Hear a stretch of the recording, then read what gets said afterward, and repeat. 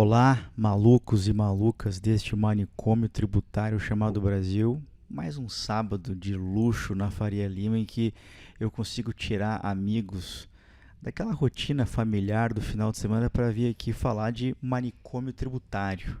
Fico muito feliz com a visita deles e hoje eu tenho comigo aqui a Juliana Zobaran. Obrigado pela tua presença. Fiquei muito feliz que deu certo a agenda ali. Tem bastante coisa pra gente conversar. Ai, muito obrigada, viu, pelo convite, Augusto. Sempre um prazer estar com você, né? Não é só sobre networking, é sobre estar junto dos amigos, esses amigos que salvam a gente todos os dias, né? Obrigado. Reciprocamente, eu diria.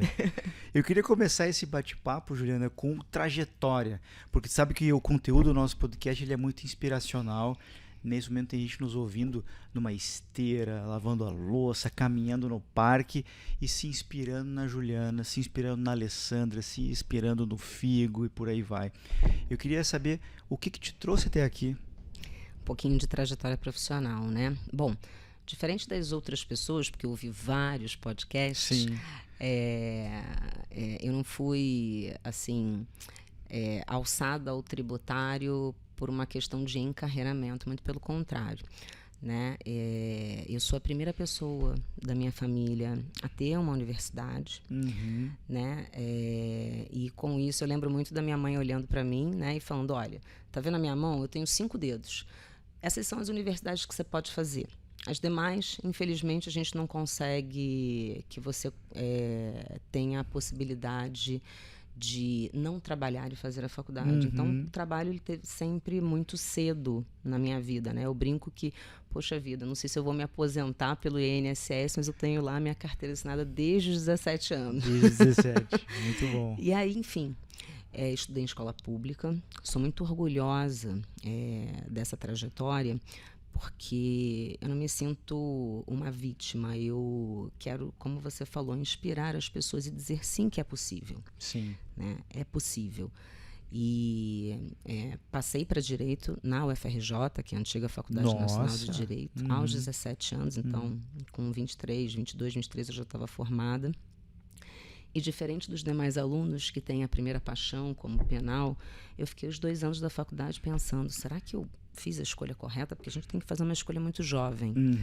E eu achava que eu não tinha feito a escolha correta. Foi aí que veio o direito administrativo. Interessante. Né? Porque tem lá a rota do constitucional, Eli Lopes Meirelles. Exato. O livrinho azul com letra... livrinho azul com letra... letra laranjinha. E depois o canotilho, né, também. Sim. Enfim, e aí eu falei, nossa, me encontrei. Eu acho que esse negócio aí é um barato. E não era uma coisa muito visada pelos alunos de direito, porque a grande maioria fazia uma associação técnica de que, se eu só tenho matemática, eu só quero matemática para calcular os meus FIIs, eu não quero para mais nada. Sim, sim. E a gente brinca que durante muito tempo a nossa vida foi uma planilha, né, em todos os sentidos. E aí, enfim, já no início da faculdade, como eu te falei, trabalhava. Tu trabalhavas com o que nessa época? Eu comecei a estagiar muito cedo, né? Trabalhei sempre... É engraçado isso, né? Eu sempre trabalhei em empresa. E eu trabalhei na IBM como estagiária, trabalhei em banco.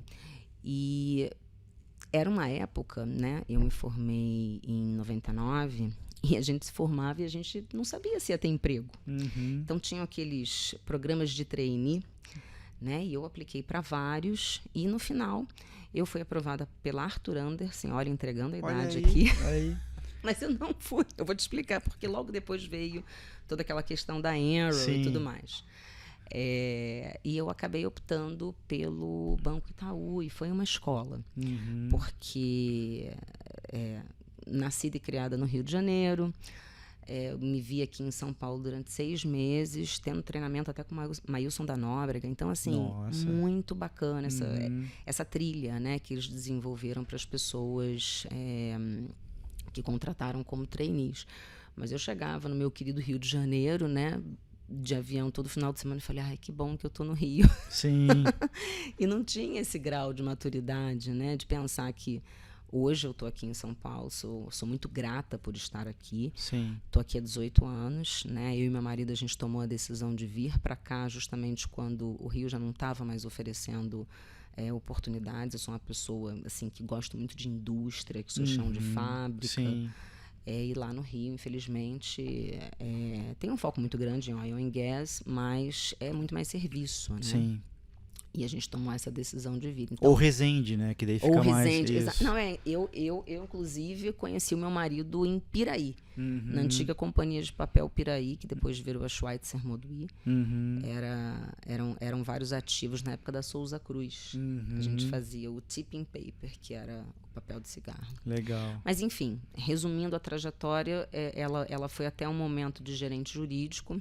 E aí, quando eu fui para a Coca-Cola, foi onde me deram essa oportunidade, né, de fazer uma transição. E, obviamente, baseada nisso, eu precisei fazer contabilidade. Né? Então, eu fiz uma faculdade de contabilidade, mas eu acredito muito no aprendizado on the job. Eu também. Né? Então, eu tinha lá uma faculdade, eu tinha um LLM, fiz um LLM ainda no Rio de Janeiro, no IBMEC. Depois, quando me mudei para São Paulo, vi a necessidade efetiva, né, da contabilidade entrar na nossa vida, ter o CRC efetivamente. Mas foi uma curiosidade intelectual ou foi uma dor que tu começou a pensar assim, putz, eu não estou entendendo essas partidas dobradas, eu vou atrás disso. Como é que foi que aconteceu a contabilidade? Olha, ela foi muito no sentido de que eu não tinha capacidade de comunicação com o financeiro. Porque uma coisa é você vender uma tese. Sim.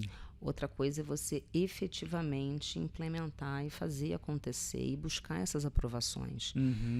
Como a profissional Latam hoje, né, eu entendi naquele primeiro momento que qualquer regramento que a gente explicasse aqui para quem está lá fora, se a gente explicasse, vamos dizer assim, juridicamente, era muito mais difícil o convencimento. Muito mais. Se você busca a contabilidade para falar, olha, isso aqui afeta o resultado, isso aqui tem impacto no EBITDA, cash, é muito mais fácil, porque são conceitos internacionais. Interessante. Então, por isso que eu vi, olha, acendeu, né, deu aquele clique, eu falei, eu preciso me comunicar de forma eficiente. E foi por isso que eu acabei buscando aí a contabilidade. Eu falo para você, aprendizado on the job, porque muita coisa eu aprendi realmente na dor, como você comentou, mas foi muito bacana, porque ficam lições aprendidas que você consegue, que te servem de bagagem para o futuro. Interessante, tu falou que estava autodenunciando a tua idade.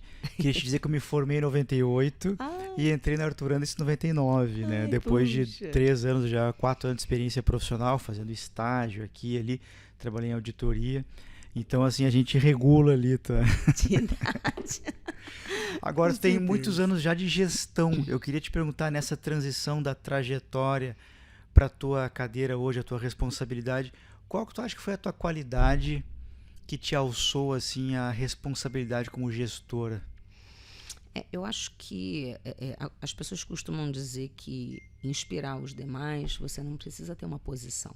Verdade. E eu sempre fui a favor disso, né? Então você é líder de um projeto, você precisa convencer as outras áreas a fazer certas implementações, persuasão, entender certos regramentos, exatamente. Então, para mim, inclusive pensando em inteligência artificial, o que temos para o futuro, esse é o nosso grande diferencial. Né? O diferencial de se comunicar, de convencer, de ser efetivo, né? De ser assertivo. Sim. E eu acho que nenhuma máquina vai talvez, né? Talvez com IA generativo, mas eu acho que ainda tem uma trilha, né? Um caminho a ser percorrido muito grande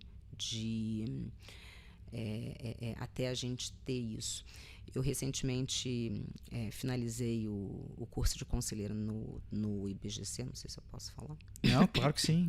O curso de conselheira no IBGC. E a nossa tarefa final foi justamente pensar num board que fosse totalmente IA. Porque hoje a gente já utiliza essas ferramentas, né? Você tem o Copilot, você tem alguns lugares que autorizam você a utilizar o ChatGPT, você pode utilizar efetivamente. E por que não? Porque, nossa, eu hoje, eu faço as coisas tão mais rapidamente, né, com esse auxílio. Então, muitas vezes eu não preciso nem perguntar uma dúvida, porque a gente nunca sabe tudo, fato. Nunca.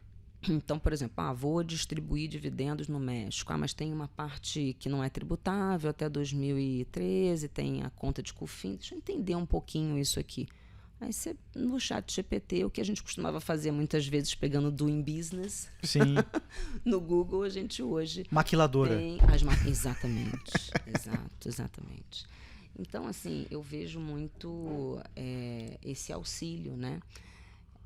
Claro, como falei anteriormente e reforço, acho que nada substitui o ser humano, mas esse exercício do IBGC foi muito interessante de você pensar num board totalmente virtual.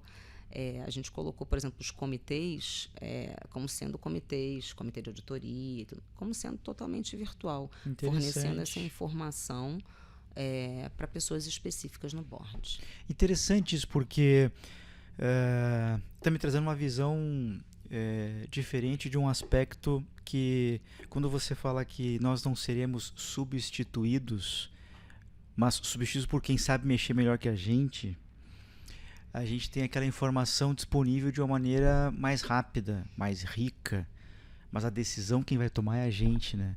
E você está falando de um organismo que era a inteligência artificial. Interessante essa visão, né? Porque daí a decisão ela vai sempre ser uma decisão absolutamente cartesiana, meritocrática, que no dia a dia da gestão também nem sempre é assim, né? Quantas vezes você deixou de tomar uma decisão que na sua maneira de entender era melhor, mas por outras questões que às vezes são políticas, são institucionais, são orçamento, cultura, você vai para outro caminho, né? Exato. Eu acho que a gente tem que entender o nosso papel como advisor. Sim. Né? E não se frustrar tanto. Esse é um ponto muito interessante, porque às vezes a gente sente, puxa, esse aqui é um filho meu, esse projeto, o projeto não aconteceu, seja por uma decisão, seja mesmo por falta de orçamento, né? E a gente fica um pouco frustrado, mas assim, você tem que ter que seu papel é o de advisor. Né? A decisão muitas vezes está acima de você. Claro, você precisa, obviamente, fomentar, né, todos aqueles dados, aqueles que você tem quando você tem, né? Sim, sim. Porque eu tenho uma máxima que é muito interessante, que eu não julgo quem tomou a decisão anteriormente a mim.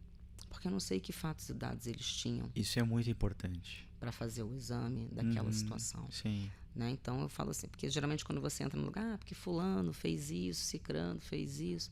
Não, eu não sei que condições ele tinha, que acesso à informação ele tinha. E Juliana, você é uma entusiasta hoje da reforma tributária ou você acha que dentro em breve eu vou escrever o Manicômio Tributário 2? Olha, para ser sincera, eu há 2 anos atrás achava que iria me aposentar e não ia ver isso tudo acontecer. Eu também. Então eu me sinto assim muito, muito grata por estar no meio, né, de toda essa repercussão. Vivendo a história, né? Exato. Então eu me defino como uma entusiasta cautelosa. Entusiasta cautelosa. Elabore um pouco mais. Por que uma entusiasta cautelosa? Assim, eu sou aquela pessoa que sempre tenho como definição de vida entender o aspecto da realidade, mas tentar sempre ver o copo, né, mais cheio. Sim. Né, e não mais vazio. Mas, assim, sob a perspectiva de realmente a gente rever o sistema tributário e tentar aí trazer ele mais próximo do que se tem internacionalmente, com o IVA dual, que foi, enfim, a decisão final tomada, essa parte eu vejo com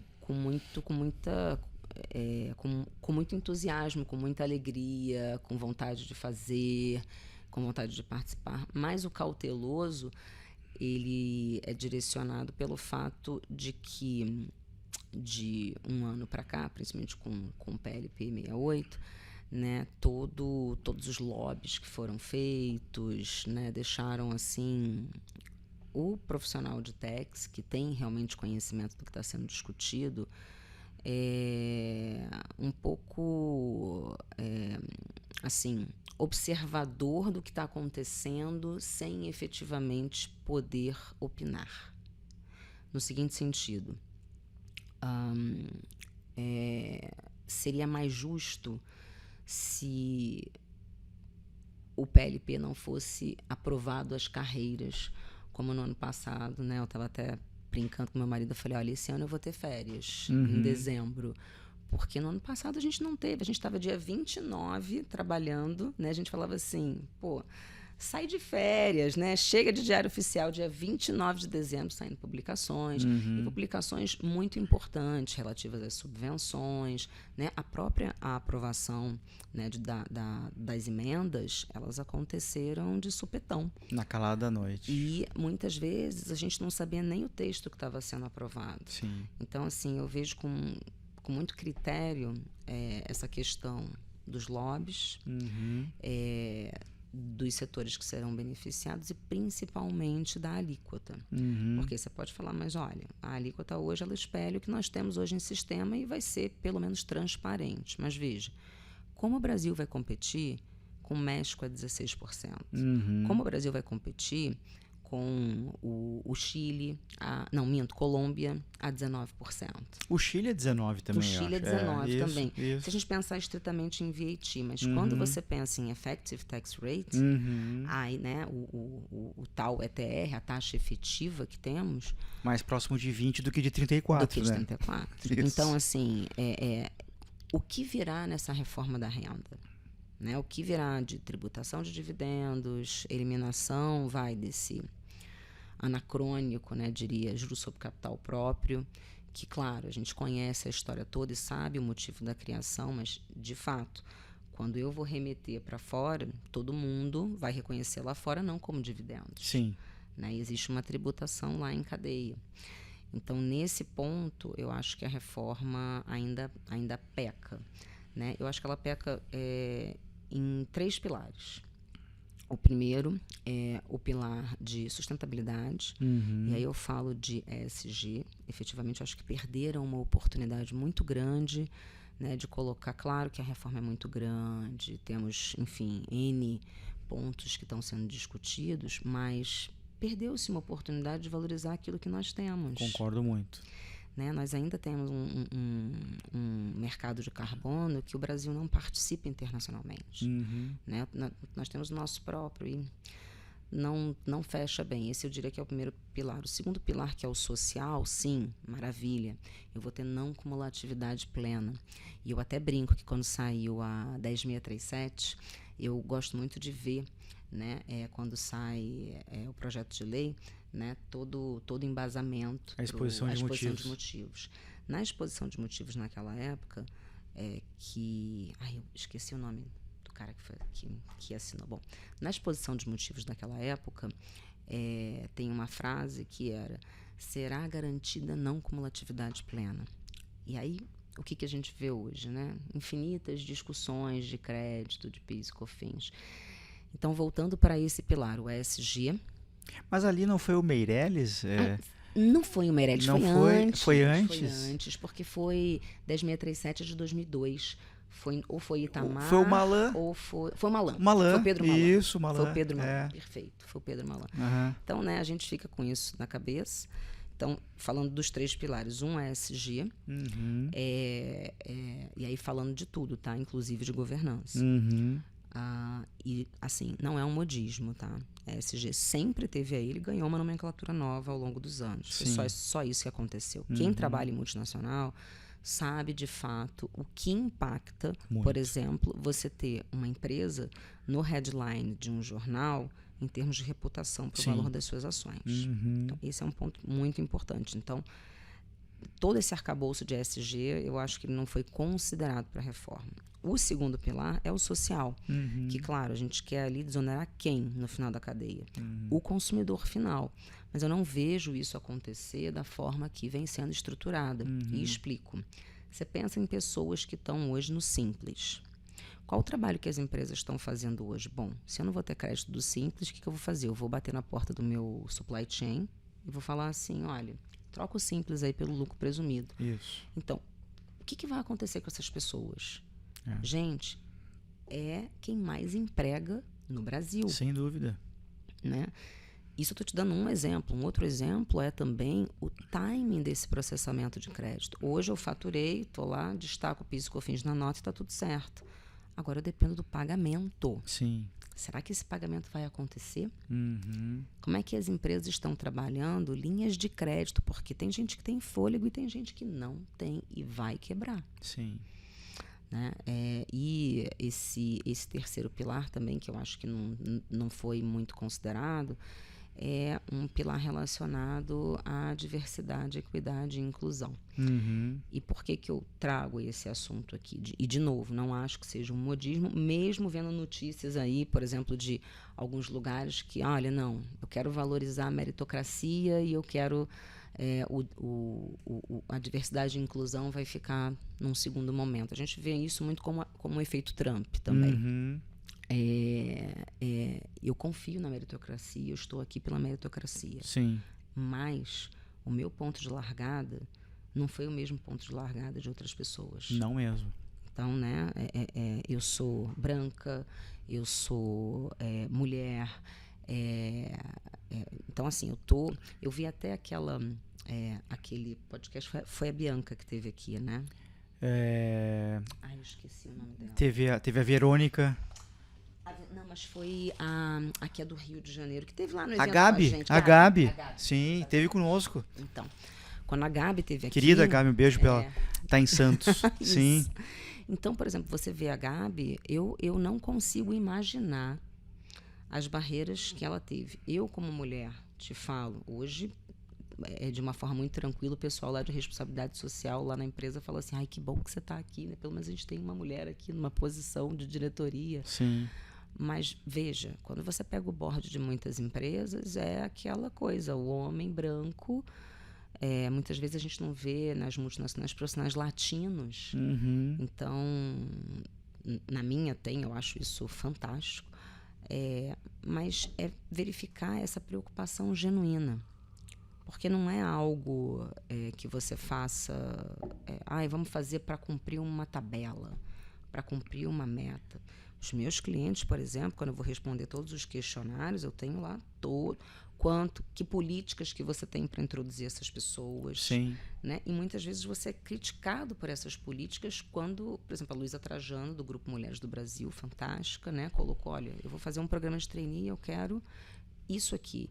E ela foi extremamente criticada. Sim.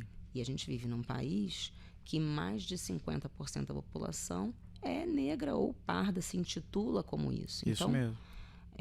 Por que não, por exemplo, a gente fala muito em raise the bar, por que não baixar um pouco essa barra para permitir que essas pessoas que querem, que têm sangue nos olhos, que querem entregar, mas não estão numa faculdade de primeira linha, ou então não têm uma proficiência no inglês, possam ingressar. Sim. Ao longo da sua carreira, a pessoa vai trabalhando isso. Isso não pode ser uma negativa. E se não trabalhar, fica pelo caminho. Aliás, Exato. Juliana, essa é a minha história. Quando eu entrei na Arthur Andersen, a Arthur Andersen tinha o hábito de ter... só era aprovado quem tinha 3 no TOEIC. No TOEIC, e eu entrei com 2 ou 2,5. Eu não tinha o suficiente. Uhum. Mas por alguma razão, eles me admitiram e eu tive que correr atrás. Então, alguns anos depois... Eu peguei um dinheirinho, fui pro Canadá, Que legal. E aí eu fui estudar. Então, assim, eu concordo muito com isso, né? Você dá essa oportunidade e aí, alicerçado ali na atitude, as pessoas realmente vão galgando. E lá dentro funciona muito bem isso, porque lá tinha o chamado up or out. Então, assim, meu amigo, ou você é promovido, ou vai chegar uma cartinha te convidando para ser promovido ao mercado, né? Era isso que acontecia, né? Exatamente. Nossa, que bacana, me identifico muito com a tua história. Eu quando estudei inglês, eu fiz exatamente como você. Eu fiz aquela coisa de, né, curso de inglês, a gente não tinha internet, a gente estudava em livro e a gente não tinha com quem praticar. Isso.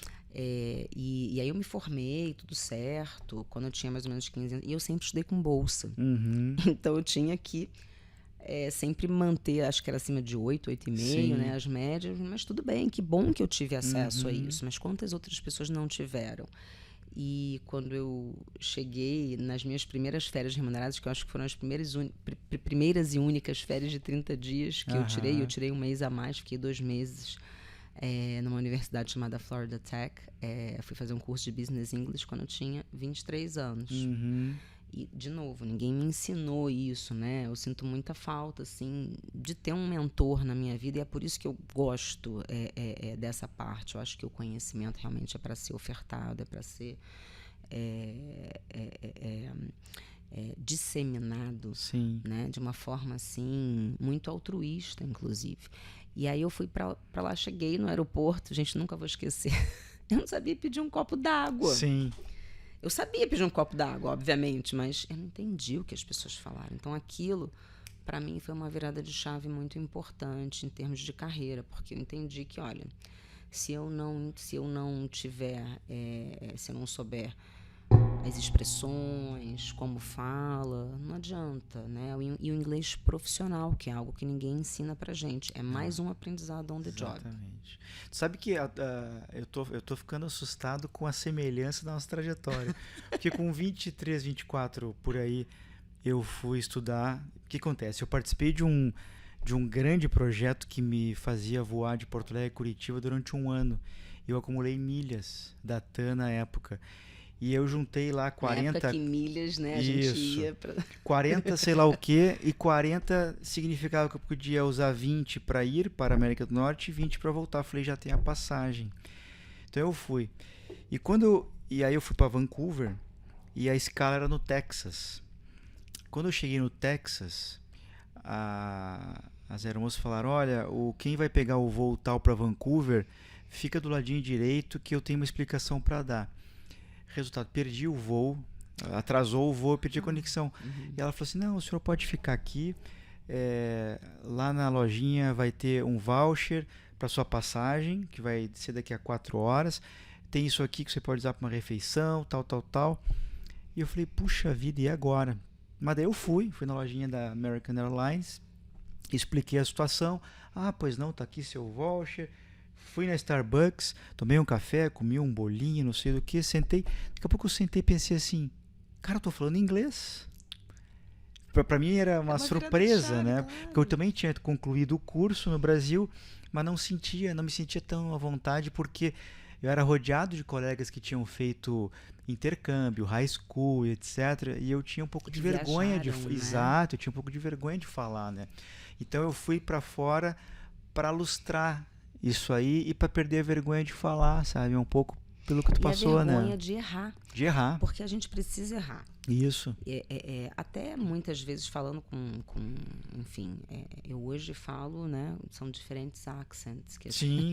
Então eu falo muito com a Índia, porque o meu shared service está na Índia. Reconhecemos todos eles, inclusive. Todos. Tem um australiano, você sabe que é australiano, o inglês. Exatamente, mas isso é muito bacana, mas isso só o tempo e a experiência, né? Te trazem. Isso você não aprende em curso de inglês, né? Não mesmo. Realmente, por mais que os cursos de inglês hoje você tem aí um profissional que muda a cada semana, que é de uma parte diferente, que não é mais... Porque a gente aprende inglês com brasileiro, né? Isso. O nosso accent, né? É esse, mas assim... e aí também eu acho que é importante mencionar, né? Porque o inglês, obviamente, é default para todo mundo hoje, mas como profissional de América Latina, nós temos que ter em mente que o espanhol não é o portunhol. É isso. Né? A gente tem essa, vamos dizer assim, essa vaga referência de que seremos entendidos, e não é que a pessoa não queira fazer um esforço para te entender. Existem conexões fonéticas que não permitem que ela entenda efetivamente o que você está falando. Heterossemânticos, exatamente, né? Exatamente. E aí é outro, vamos dizer assim, hashtag fica a dica. Sim. Né, eu falo, se você pretende trabalhar numa multinacional, que a tua posição envolva países na América Latina, não deixe de estudar o espanhol. E aí o espanhol com as suas variações, né? Eu estou aqui na Argentina falando castelhano, eu estou lá no México falando outra coisa, na Espanha é completamente diferente. Sim. Né? Inclusive os falsos amigos, né, de vez em quando te põem algumas enrascadas. Sim, sim. Mais até do que o inglês. O Lionel escreveu sobre isso. Exato. No meu último livro, Cartas a um Jovem Gestor Tributário. O último texto tem um depoimento do Lionel falando sobre essa gestão na América Latina. Exato. Generosidade do Lionel, nosso querido amigo, que tem que estar aqui. Tem que estar aqui. Uma hora dessa tem que pegar esse avião mais cedo, hein, Lionel, e vir no sábado aqui. Eu acho que, assim, ele ele tem uma visão de futuro muito interessante, né? Eu digo que não sei se está nas perguntas, mas que profissional de techs é esse que a gente espera? A realidade é um profissional que ele precisa ter um nível de ambidestria muito relevante, né? Sim. De tocar o dia a dia, pensar no futuro e ainda ter um retrovisor para olhar os últimos 5 anos. Sim. Né? Todo mundo fala a reforma tributária 2033, não, a reforma tributária está aqui. São 14 meses e já vai estar implementada e mais. Não é 2033, vai ser 2038, que você vai ter que pensar nos últimos 5 anos. Sim. Nesse sentido, qual que é a diferença que você vê do profissional que começou a carreira lá há X anos atrás conosco e esse profissional está começando agora? Qual é genuinamente a grande diferença entre esses dois profissionais? Assim, eu costumo falar muito da planilha de Excel, Uhum. né? A gente estava acostumado aqui a trabalhar com planilhas de mais de 3.000 linhas, fazer PROC-V, tabela dinâmica, faz uma macrozinha aqui e tal. Então, até no job description, né, a gente tinha lá que o profissional tinha que ter proficiência em inglês, proficiência em espanhol e tal. E o Excel, gente, o que você não pede para a inteligência artificial que ela não faz para você? Sim. Se você souber, obviamente, Perguntar. fazer a pergunta certa, porque não é uma pergunta sem conhecimento. Ela tem que ser uma pergunta estruturada para que a resposta venha a contento. Isso mesmo. Né? Então, se for uma planilha de Excel, você já vai ter ela ali. Mas é muito mais do que isso. Hoje, pensando em tecnologias como a Alteryx, a própria metodologia Agile, Canvas, nossa, você tem aí um repositório de informações que o profissional, que obviamente esteja atento e queira de fato fazer diferença, né, ele pode ter à mão, ou talvez por um custo muito baixo, que nós não tínhamos. A gente tinha assim, um aprendizado que era em livros, em busca. Depois, claro, evoluiu com a internet, né, mas hoje esses profissionais eles têm muita informação em mãos e fazem o que é um bom proveito disso. Ajuda muito no dia a dia.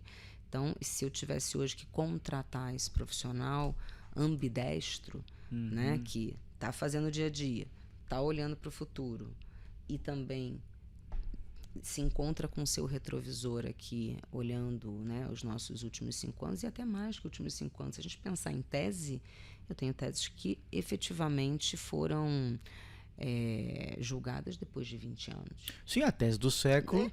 Tem quantas empresas que levantaram crédito em 2002, né? E estão sendo fiscalizadas agora. Exatamente. Tá? Porque, enfim, saiu o trânsito em julgado, depois, se você opta pela habilitação de crédito, mais um tempinho, e começaram aí, por exemplo, a fazer o seu creditamento fiscal, né, diretamente no PIS e COFINS ou através de Perdeconp com outros créditos. Então, assim, esse profissional ele precisa entender, né, esse passado. Eu acho que é aí que a gente permanece com o nosso valor. Mas, assim, eles são muito rápidos porque eles têm esse aprendizado errático, né? Um pouquinho daqui, um pouquinho dali. E se houver necessidade, eu me aprofundo. Mas não é como nós, por exemplo, que a gente detinha o conhecimento e muita gente não partilhava. Né? Isso é algo que, assim, como... É verdade. Além de profissional de techs, eu também sou professora em várias instituições, porque eu acho que o conhecimento precisa ser compartilhado. E não só o conhecimento de impostos, o conhecimento de gestão, conhecimento de carreira. Né? O que você quer para a sua vida, aonde você quer chegar e qual é o seu plano para fazer isso. Não adianta você falar, eu quero ser um Global Head of Tax. Calma, você quer ser, mas... que trilha, que jornada é essa que você precisa desenvolver para alcançar lá? Então, se você não subdividir isso em submetas, né, o que eu preciso para alcançar isso, não é do dia para a noite. A gente, não é mesmo. Claro, vê muitos exemplos, né, muitas vezes truncados, de que a pessoa sensacional sentou naquela cadeira, fez muita bobeira e depois acaba saindo e a gente, né, um outro profissional que ingressa nessa empresa tem muitas vezes que corrigir muitas coisas, né? Corrigir que eu digo, puxa, aqui poderia ser feito de uma outra forma. mas por falta de experiência, entendeu? Sim. Então, E qual é o experiência papel, né, importante. nesse sentido do compartilhamento do conhecimento? Você comentou que, poxa, eu deixo o telefone dos meus alunos, mando um WhatsApp, mandei um laudo para ele. Qual é o papel do networking no teu desenvolvimento? Eu acho que durante muito tempo o networking ele foi muito pontual no sentido de que, olha, eu estou procurando um emprego novo ou eu estou in between jobs, né? Uhum, sim. E preciso da sua ajuda. E hoje não mais, né? Eu acho que o networking ele é fluido e ele é feito todos os dias. Uhum. E eu falo para você que eu sou uma pessoa fruto desse networking, porque em dado momento da minha carreira onde eu não estava confortável e queria fazer uma transição, eu tive uma ideia, que pode me julgar à vontade, quem está assistindo aqui pode me julgar. Eu joguei naquela plataforma que nós conhecemos a posição Global Head of Tax. E aí me vieram 200 pessoas. Dessas 200 pessoas, e eu mandei uma mensagem específica. Eu passei um final de semana fazendo isso. Eu mandei uma mensagem específica. Então, se a pessoa, por exemplo, ela estava em Taipei, eu fui lá no Google Translator e falei, vou colocar alguma coisa, nem que seja um bom dia, né? E, enfim, Ni hao, né? Acho que é. em francês, o comment ça Bonjour. va, bonjour, e fui fazendo. Dessas 200 pessoas, eu diria que 1/3 delas me adicionaram, e tudo bem, vida que segue. Outras simplesmente, né, ignoraram tanto o meu convite, porque o convite é aquele convite que você tem restrições, né, de falar com a pessoa. E dessas que me retornaram, 3 vieram falar comigo. Uma para entender um pouco o meu momento, se eu era de empresa, se eu estava em algum escritório, ele tinha negócios aqui, né, da empresa. Outra dizendo, nossa, achei muito interessante o que você fez e tô te adicionando aqui, depois a gente falou e tudo mais, mas não tinha muito interesse porque não tinha business na América Latina. E aí, essa terceira pessoa, que foi o Mark Mokrab, falou assim, olha, eu vou estar no Brasil em 2 semanas, eu quero falar com você. Olha. E ele virou meu chefe. Mas assim, eu fiz todo o processo. E foi muito engraçado, porque o processo foi feito por uma empresa de headhunting. Uhum. E o cara responsável pela vaga me ligou. Ele falou, olha, achei a posição para você. Você tem fit total e tal. Eu falei, então, eu já tô falando com ele.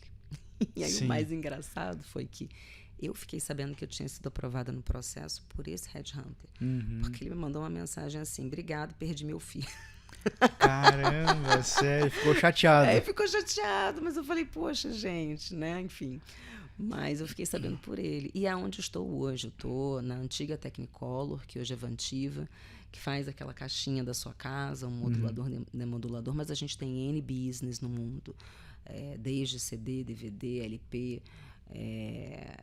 projetos de macrofluids, por exemplo, né, que você põe um chip, instala um chip, é uma parceria, obviamente, e a pessoa chega num lugar, por exemplo, e você tem todo o acesso, né, ao histórico daquela pessoa, de exames, ou o que ela precisa tomar de medicamentos. Então, são projetos muito interessantes e coisas para o futuro, porque assim, aquela caixinha ali, o modulador, demodulador, brevemente será substituído por outra tecnologia, mas a gente tem tecnologias adaptáveis, como aquela pessoa que está ficando idosa e que precisa de um certo cuidado, a gente tem uma adaptação justamente para monitoramento daquela pessoa pela sua família. Né? Não é aquela pessoa, obviamente, que está precisando de um cuidado, assim, mas aquela que você consegue, né? Tipo, o filho mora fora, precisa ter algum contato ali, é sempre importante. Então, isso é muito bacana, porque, como eu te falei, eu sou chão de fábrica, eu sou aquela que vou ali ver se a roldana dá crédito de PIS/COFINS ou não. Eu gosto de conhecer. Muitos autos de infração a gente evitou levando a fiscalização para conhecer o nosso business ou mesmo o nosso modelo de negócio, principalmente para transfer pricing. Entender qual é o meu modelo, aonde eu aloco, né, o meu profit, aonde, por que eu criei essa estrutura. Interessante tu falar esse negócio do Red Hunter aí, porque me lembrou um episódio da Bruna Baldo. Ela contou uma história que ela aplicou para um job que precisava de inglês e ela não falava inglês. E aí ela começou a pensar ali umas frases que podiam ser em inglês, e o cara veio entrevistar ela, ela respondia com aquelas frases. Mas o cara gostou da atitude dela, de se colocar. E, enfim, ela tá onde tá hoje, né? Exato, Muito legal. tá lá Não, na isso, Apple. ela chamou de cara de pau, né? E eu, sofisticando um pouquinho, eu chamo de atitude. Eu acho que é isso, né? É esse o profissional que a gente quer. É isso. Quando eu falei ali sangue nos olhos, né, seria aquele de atitude muitas vezes. Assim, a gente precisa, como gestor, saber extrair o melhor das pessoas. Você nunca vai ter aquela equipe que tenha todas as competências, até soft skills mesmo, que você necessita, mas você faz esse trabalho. Eu sou muito contra, entrei aqui, fulano a gente vai me mandar embora porque fez isso, não sei o quê. Se é algo que não impacta efetivamente em valores, em ética, Sim. né? Eu acredito firmemente naquele profissional que a gente pode sim extrair o melhor e trabalhar aquilo que são pontos que a gente chama pontos a desenvolver. Sim. Né? Eu sou uma entusiasta realmente de pessoas, né? Eu trabalho muito, por exemplo, nesses projetos de diversidade e inclusão, eu trabalho muito próximo ao RH. Justamente para quê? Para que a gente possa fazer uma contratação blind, ou seja, eu não sei se eu estou contratando um homem, uma mulher, eu só recebo lá um resumo. E aí, obviamente, quando chega numa etapa final, claro que a gente tem uma etapa de entrevistas, mas assim, é muito interessante para a gente garantir essa competitividade e também atrair minorias que, de repente, você, meu santo não bateu, Sim. não foi assim. E imagina, o que você discute ali são competências e principalmente estratégias. Total. Né? E se eu ligar agora para tua equipe? Para tua equipe, não apenas aqui, mas em Manaus ou no México, o que eles vão dizer? Qual é o estilo de gestão da Juliana? Ai, que difícil. Uma vez, é uma pequena história. Uma vez eu tive uma avaliação 360 e é muito importante, né, a gente receber feedback de todos, não só da sua equipe, mas dos pares. E foi muito engraçado porque ela era em inglês, né, e a gente às vezes, né, não tem a proficiência. E a pessoa escreveu uma frase assim: Juliana is very human. Aí a pessoa que foi me dar a devolutiva falou assim, mas o que ela quis dizer com very human? Eu falei, é que eu sou uma pessoa muito humana. Então, assim, eu acho que manter a humildade como profissional é algo que eles diriam, olha, ela senta aqui do nosso lado, ela faz, ela ensina, e aí está o meu propósito. Sim. Né, de partilhar esse conhecimento que muitas vezes, né, porque a gente é old fashion, né, eu digo assim que a gente é de uma geração antiga, que as pessoas tinham medo de partilhar o que sabiam e até perder a sua posição. Eu falo assim, gente, eu quero mais que eles venham para minha posição. Eu também. Porque eu quero subir. É isso. E assim, e mesmo que eu não suba, eu quero que eles estejam preparados, eu quero efetivamente ter sucessores. Isso. Né? Eu quero que todos eles aprendam. E não é o aprendizado de fazer o compliance, né, ou de pensar o tax planning.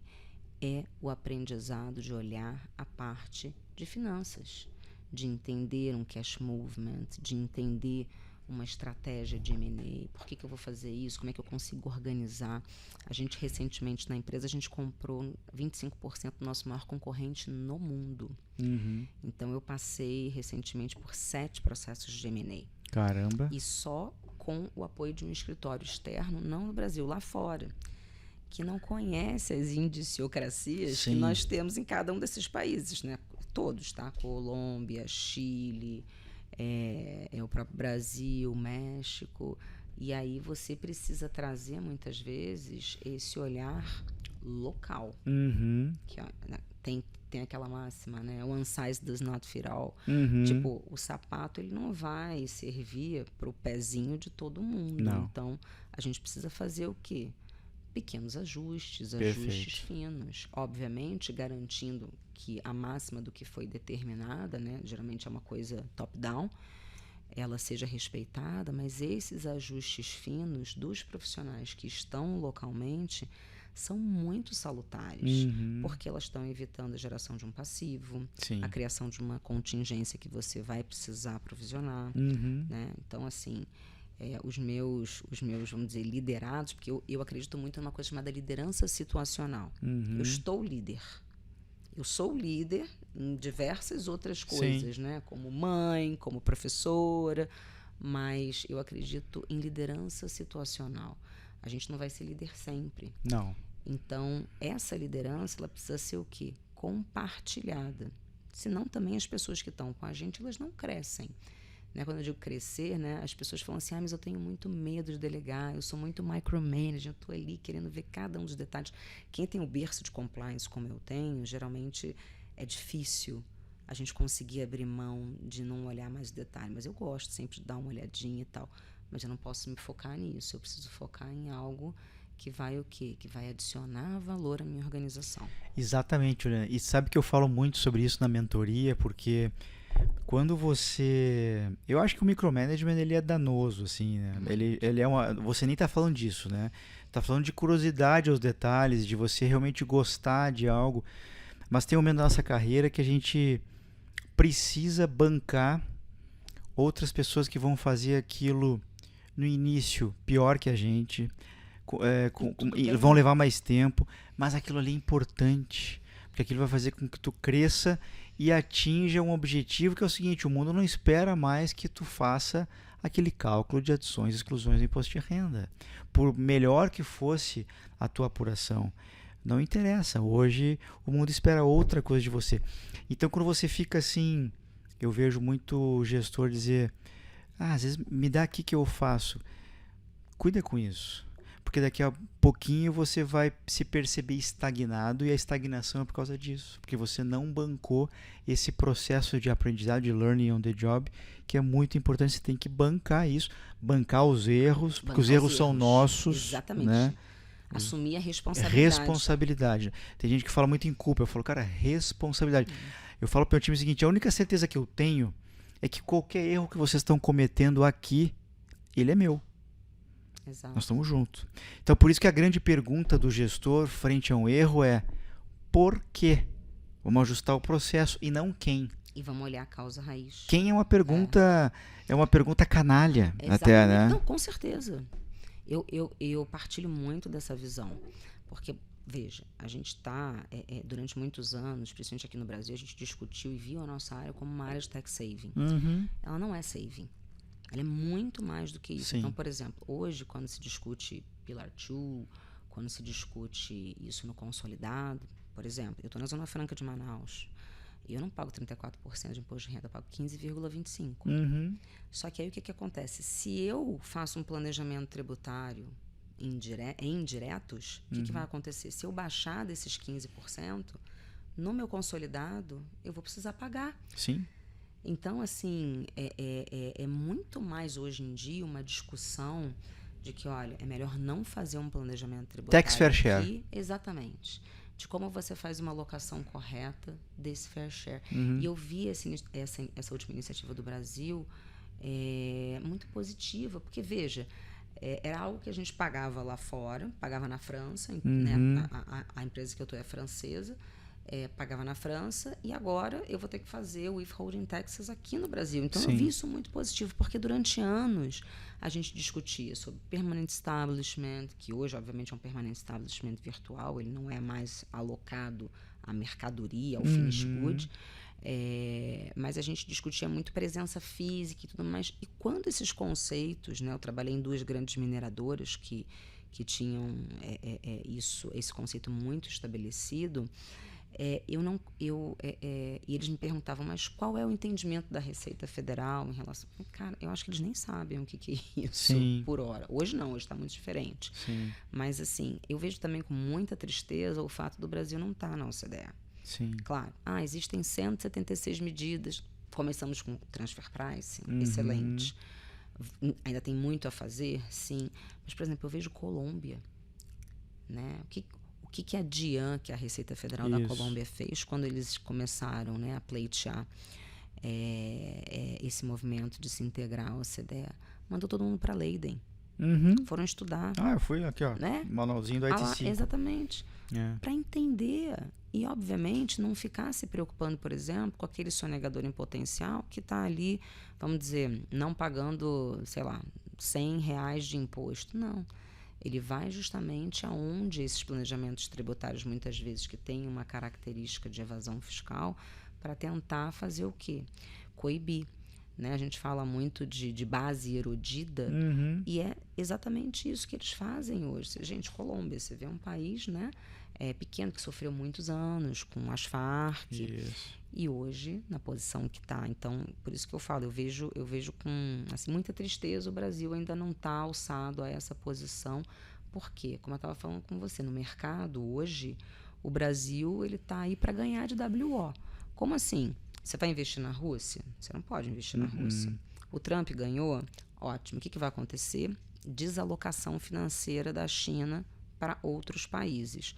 Pode ir para a Índia? Sim, mas a Índia já tem um mindset dela fomentado, que é... Ela já encontrou sua vocação. O shared services e principalmente o IT. Né? Maravilha. E o que resta? Resta uma economia como o Brasil, que é tranquila, que a gente não vai entrar em guerra, que bem ou mal, se aproveita dessa esteira para seguir em frente. Sim. Então, assim, vamos olhar para as commodities e vamos olhar para o Brasil. Então, assim, a gente está num momento muito favorável, né, por isso e pela reforma tributária. Né? A gente vai ter falta de profissional, a gente vai ter, infelizmente, né, muita robotização, que vão eliminar aí posições que são estritamente manuais. Mas, gente, eu vejo essa eliminação desde 2005, que a gente começou a implementar a nota fiscal eletrônica. Eu estava na Coca-Cola e eu nunca vou me esquecer de pegar um banquinho, porque eu sou baixinha, né? Eu peguei um banquinho e fui explicar para 300 caminhoneiros. Eu peguei uma Danf.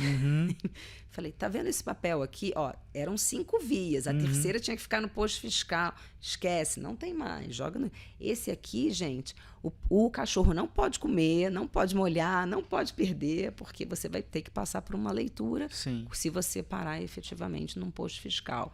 Então, eu nunca vou me esquecer daquela transição. E é o que está acontecendo agora. Sim, na Espanha, na França, em tudo. na Alemanha. E olha que interessante, né? Há mais ou menos 2 anos eles estão implementando isso em EMEA. Isso. Então, quantas vezes eu já conversei com a pessoa e ela fica assim, nossa, mas você passou por toda essa experiência, né? A gente tem essa coisa de se achar o patinho feio da situação, mas não. Eu já fui para o México para explicar SPED. Sim. Porque eles têm, obviamente é muito mais fácil deles, do dictamen, mas eles têm um direcionamento muito parecido com as nossas obrigações fiscais, porque lá não é a empresa que manda o dictamen, quem manda é a auditoria externa. Sim. Então, olha que coisa bacana, né? A gente poder falar sobre o Brasil, que é extremamente tecnológico desde 2005, né? Para o bem e para o mal, porque, assim, obviamente existe, vamos dizer assim, muitos controles para evitar sonegadores em potencial, né?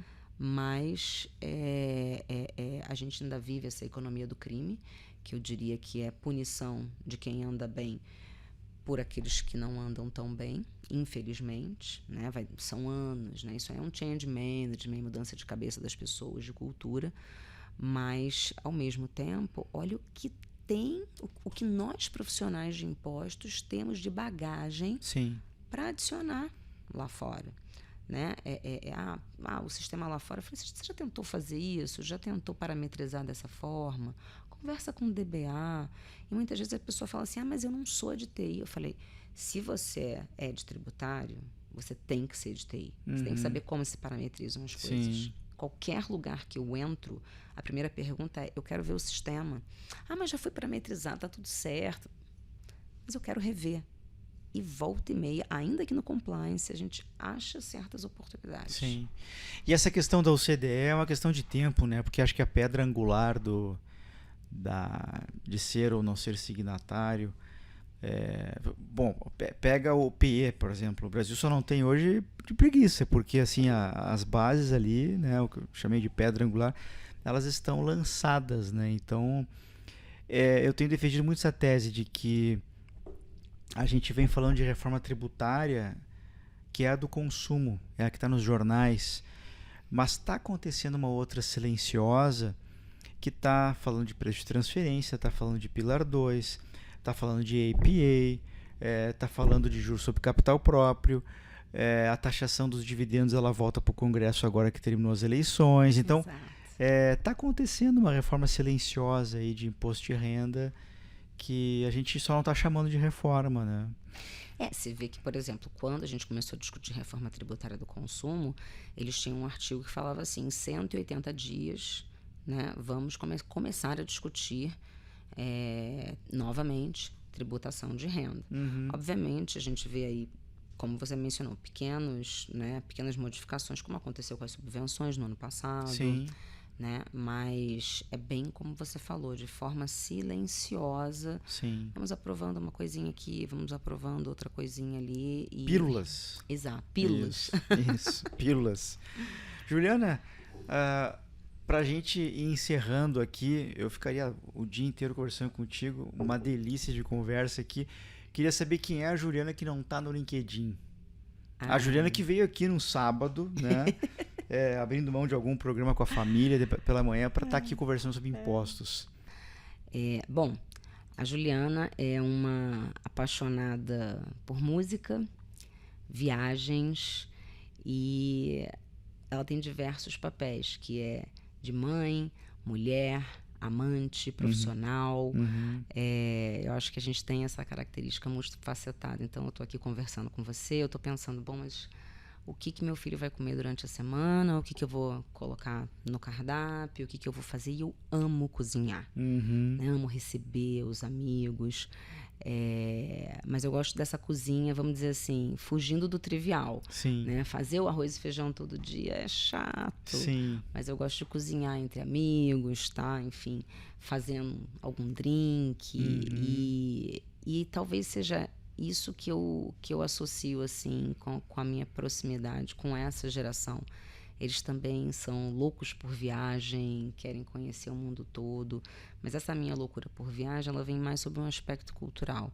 Eu gosto de viver aquele momento. Então, por exemplo, quando teve a África do Sul, que eu comentei com você, eu queria entender, né, como é que era essa coisa do apartheid, por que aconteceu. Então, eu fiz muita leitura antes de ficar lá e de entender esse contexto, né? Se eu vou a Paris, porque a gente vai com uma certa frequência, pelo menos uma vez por ano, eu conheço Paris já muito bem. Mas eu gosto de andar de metrô, de caminhar. Então, assim, Paris para mim já não é um programa, né? Olha, eu quero ver outras coisas. Eu quero ir para Nice, eu quero ir para... Da última vez eu fui para Reims, né? Fui visitar lá, Veuve Clicquot. Nossa, fantástico, né? Eu acho que assim, a gente como profissional consegue também otimizar, né, as viagens que a gente faz e depois, né, total. E entender essa cultura. Porque como eu estava falando para você, como eu faço parte do Comitê de Diversidade e Inclusão, a gente tem uma série de políticas, né, que a gente tenta aplicar aí nos 90 países que a gente atua. E muitas vezes existem barreiras culturais que devem ser respeitadas. E eu tenho uma história muito engraçada para contar a respeito, né? Eu lembro, anos atrás, que eu fui secretariar uma reunião do Conselho de Administração em Salvador, na Bahia. E a gente tinha que aprovar as demonstrações financeiras, né, até final de março, início de abril, né? E tava, assim, a gente não conseguia agenda, e aí consegui um dia de agenda. Aí a pessoa que estava me auxiliando nessa reunião lá em Salvador falou assim, mas Juliana, tem certeza que vai ser essa data? Eu falei, claro, só temos essa data. Mas é dia da lavagem das escadarias aqui. E eu comigo, aqui com os meus botões, eu falei, ai meu Deus, fala sério. Né? Puxa vida, eu só consegui essa data. E olha, esse conselho ficou pro resto da vida. Não faça no dia da... Não faça no dia da lavagem, ou no dia que vai passar lá o caminhão da Ivete. Eu não consegui chegar à reunião. Era banho de cheiro em todos os lugares, o táxi não chegava. E eu falei, olha... Vamos respeitar as regionalidades. Exatamente. É muito importante. É a mesma coisa assim, não dá para a gente fazer um evento ou algo no Rio de Janeiro, até mesmo um fechamento, tá? Sendo muito sincero, no meio do carnaval. Não dá, não vai rolar. Né? No meio do São João, lá em Recife, o pessoal vai estar no galo da madrugada, ele não vai querer saber de fechar o imposto. Então, claro, obviamente, datas precisam ser respeitadas, mas assim, eu acho que para cada um desses países, em relação às políticas que eu estava te comentando, elas costumam ser implementadas de forma parcial. Então, na Índia existe um sistema de castas, né, que deve ser respeitado.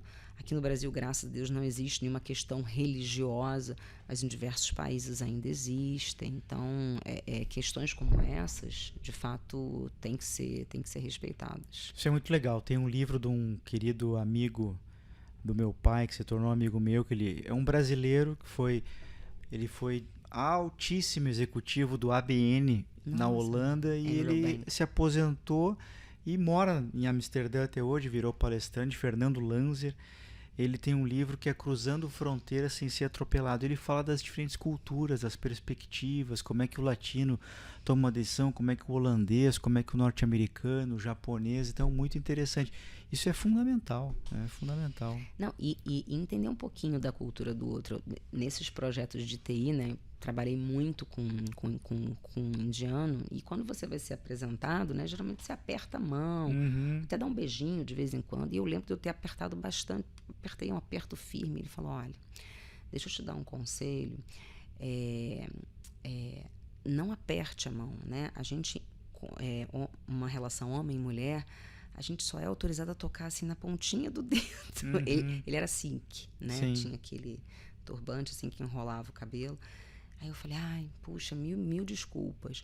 E uma perspectiva muito interessante que eu não tinha conhecimento, né? Eles ganham o salário e eles mandam para os pais e os pais vão determinar a porção que eles têm direito, né? Olha que interessante, né? Eu nunca ia ter essa visão se eu não tivesse esse conhecimento cultural. Sim. Então, cultura para mim é muito mais do que viajar. Muito mais. É vivenciar aquela região, entender, né? Claro, em 2, 3 semanas talvez não consiga entender um dilema local. Sim. Mas talvez se preparar, né, para aquele momento. Sim, com certeza.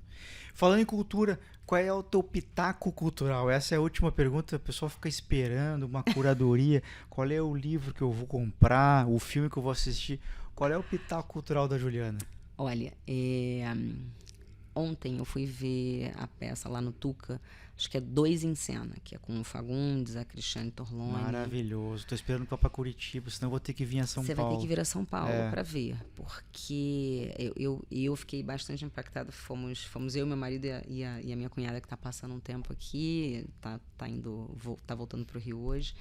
Mas é muito interessante. Eu não vou dar spoiler, mas vejam, é uma peça muito interessante. Até para você ver como um casal, é uma peça que trata do momento atual e do momento futuro, mas de uma forma muito leve e divertida, muito engraçada.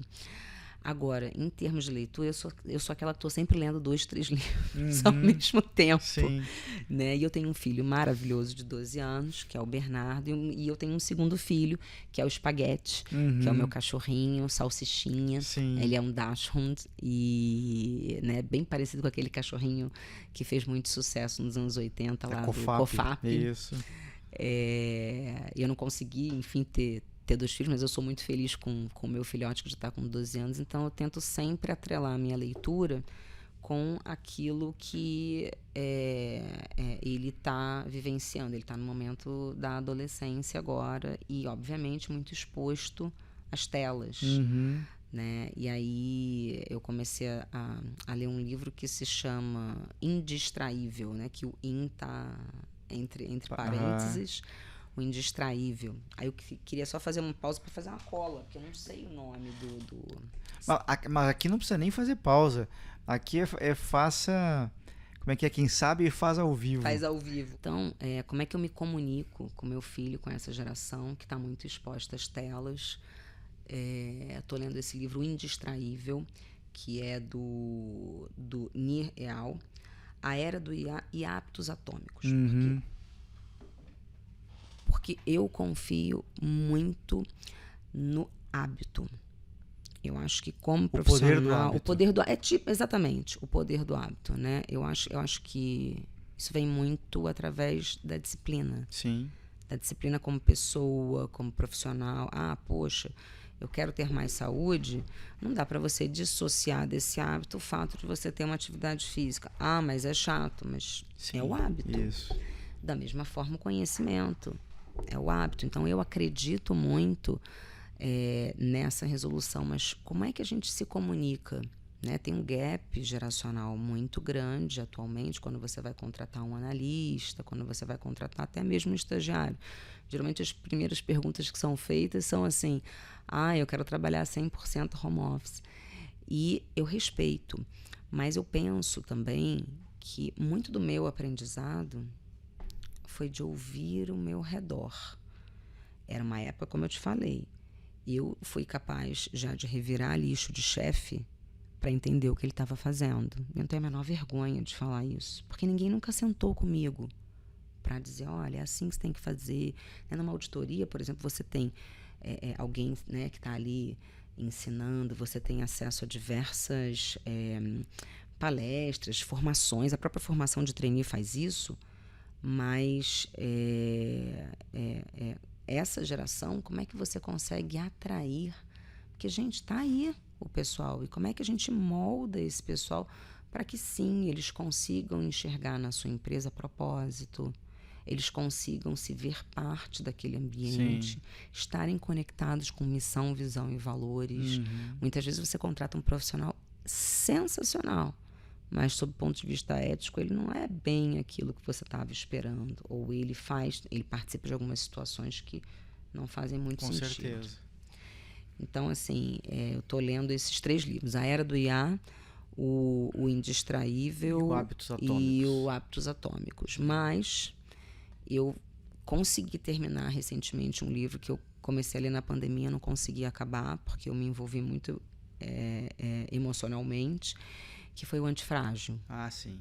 Sim, né? Do Taleb. Isso, do Taleb. Eu acho, então, se puder aí, hashtag fica a dica, eu adicionaria essa leitura também. Eu amo o Antifrágil, mas eu amo tudo que o Taleb escreve. Eu tenho todos os livros do Taleb. Ai, que legal. Eu acho maravilhoso. Muito bom, Juliana. Obrigado pela tua generosidade de vir aqui. Foi uma conversa deliciosa. Obrigado pela tua presença, pelo teu tempo num sábado.